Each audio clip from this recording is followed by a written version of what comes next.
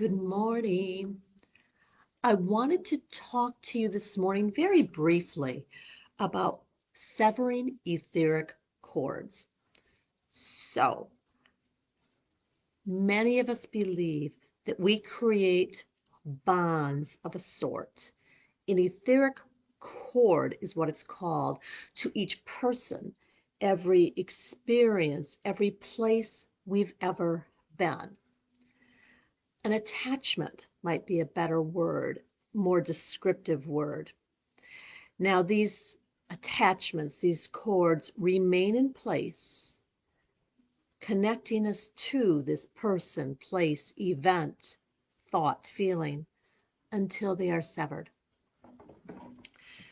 So this means we keep a connection with things that feel good as well as things that do not, to places.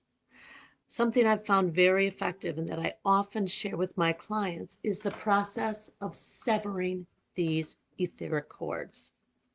Now, if you know me at all, you know that I believe in calling on spiritual support, whether you're calling them angels, spiritual beings, something else. I'm not sure what language is right for you, but I like to call on Archangel Michael.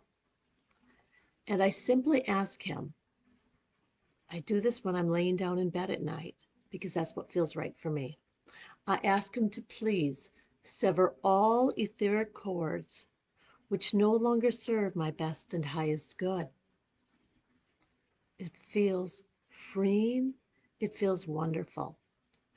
I want to assure you, in no way does this sever a connection to the ones we love. Those bonds of love remain. They're continually rebuilt and reinforced. Did you hear the language that I deliberately choose? I ask you to please sever all etheric cords which no longer serve my best and highest good. Use the language that feels right for you. You can find all sorts of versions of a prayer or a meditation or a request if you search the internet. This is what I use and what feels right for me. The first time I did this many years ago, I was feeling overwhelmed with a lot of things that were happening in my life. Because real life is like that, right? There's stuff.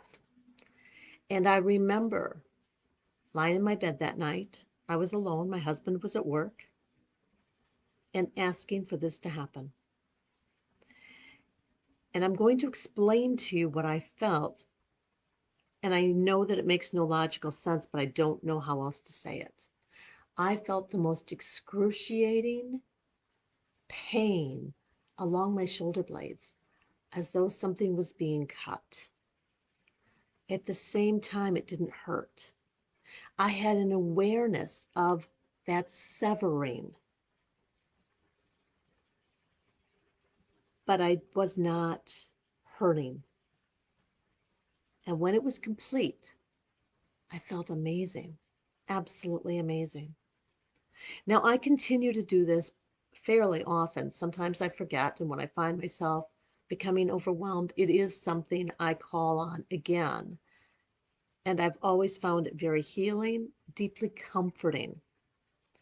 I have never again experienced that sensation. Instead, what I always experience is a lightening of my heart, of my emotions and feelings. I don't know if that makes sense to you. I hope it does, because I don't know another way to explain it. If you choose to do this, remember you're safe. You are always safe and protected when you are connected with Creator, God, Spirit. This is simply asking for more assistance from the other side.